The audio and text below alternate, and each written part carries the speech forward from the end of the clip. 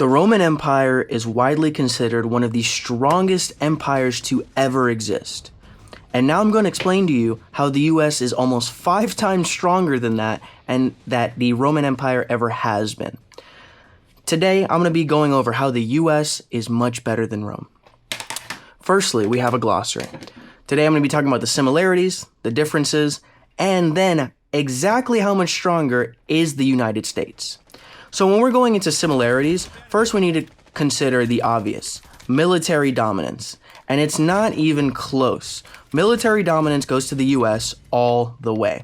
Now, as far as the Romans were concerned, they controlled the entire earth, mainly because they controlled the Mediterranean Sea. But the Mediterranean Sea was not the planet, as we figured out a little bit later in human development. Now, was that all that was relevant at the time? Of course. The territory across the Atlantic Ocean wasn't necessarily a concern for anybody else during the Roman Empire's times.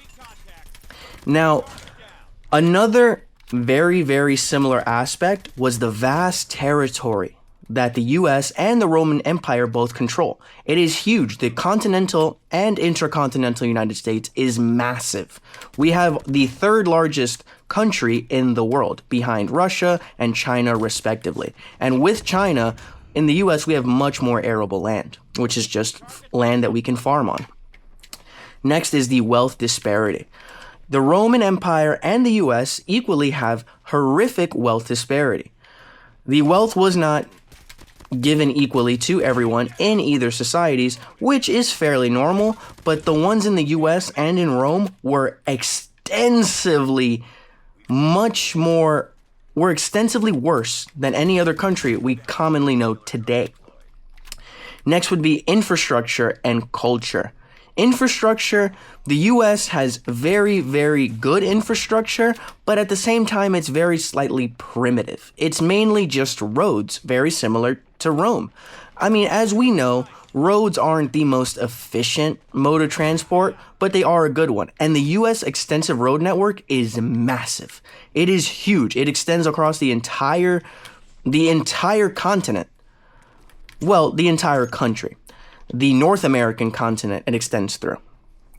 Next would be culture. We are very religiously tolerant here. We're tolerant of other races. The Roman Empire wasn't necessarily as tolerant of other races, but they were very tolerant of other perspectives and religions. Next would be both were republics. We have fairly similar government infrastructure. Fairly similar. I'll get into the differences a little bit later, but both are considered republics, so it was technically ruled mainly by a set amount of leaders, but the people also had a say in the government.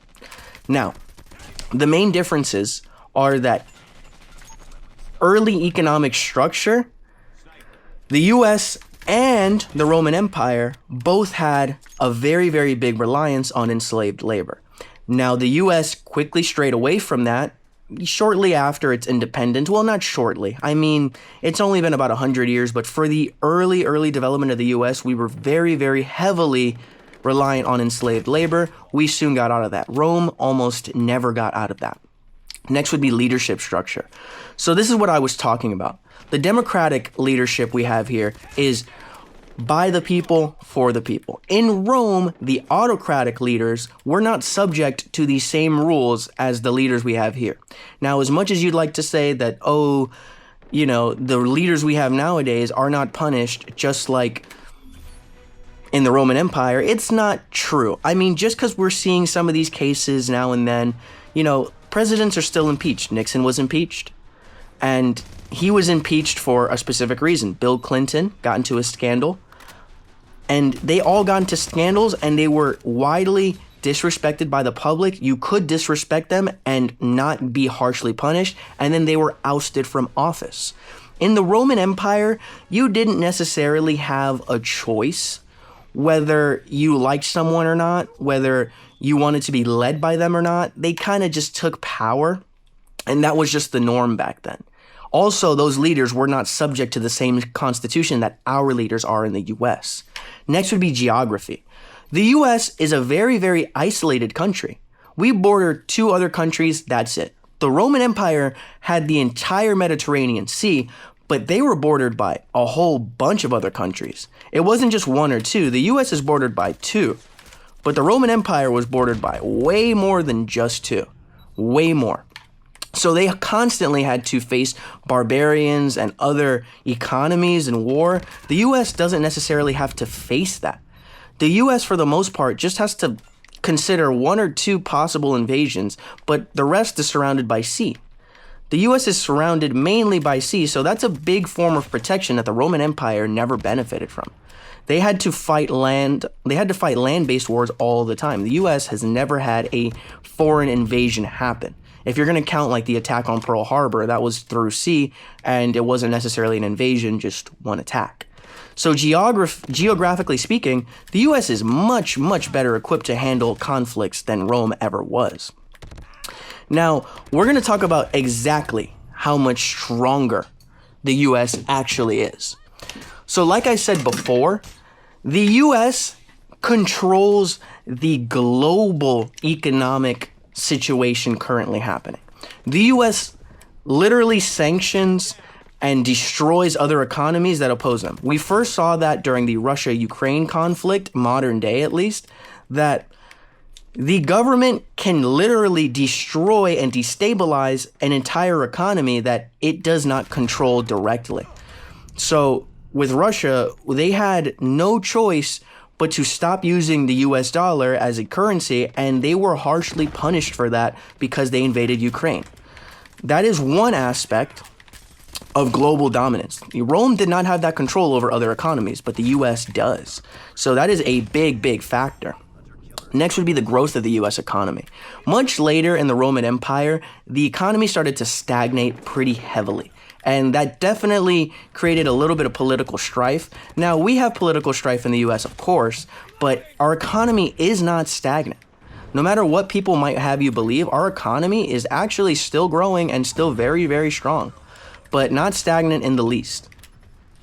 Next, we lead in technology. Rome did not necessarily lead in technology. They were more of a religious hub, and they were more of a communications hub rather than anything else. I mean, they were very tolerant of other religions, just like the US is, but they didn't lead in technological advancements. In war, for sure, they definitely had better tactics than other countries, but lead, I don't really know. Technology wasn't really the main focus back then, and they weren't really pushing for that. In the US, we desperately push for technological advancement, and we lead in that aspect. For how long we lead, I'm not sure, but we do lead, and lead not that much more than China, but we are still ahead quite a bit. Next would be it's much more productive. Rome's economy, like I said, involved heavily on enslaved workers and involved heavily on agriculture. We also did rely heavily on agriculture, and we still do. We still export quite a bit of food. We have a lot of food that we produce that we export to other countries, but Rome, that was the main export. They didn't really export technology, export media, export other forms of their culture like we do here. So we technically have the highest GDP of any nation to ever exist. So on average, the quality of life for an American citizen versus a Roman citizen is not even comparable. In conclusion, the US is the richest and the strongest country to ever exist in modern history. There's no debate about that. Our quality of life far exceeds Rome as well as military strength, and Rome conquered the Mediterranean, but the US occupies the planet. Now, as far as the Romans were concerned, the Mediterranean could have been the planet for all they cared. But we still conquered the world, and we have the strongest, most capable military to ever exist, and we have weapons that Romans couldn't ever even conceive of nor probably approve of. We have good economic structure, and we are very strong and united comparative to Rome as a country. Rome was a great empire, but the US is the greatest empire to ever exist. Should we use Rome's political strife as a cautionary tale in the US? Yes. Are we going to learn from their mistakes? Hopefully. but it seems like we're going down a very similar path that they were going down at the peak of their dominance with the political strife that we're now seeing in this country. Thank you guys for watching. If you like what you saw, subscribe. See ya.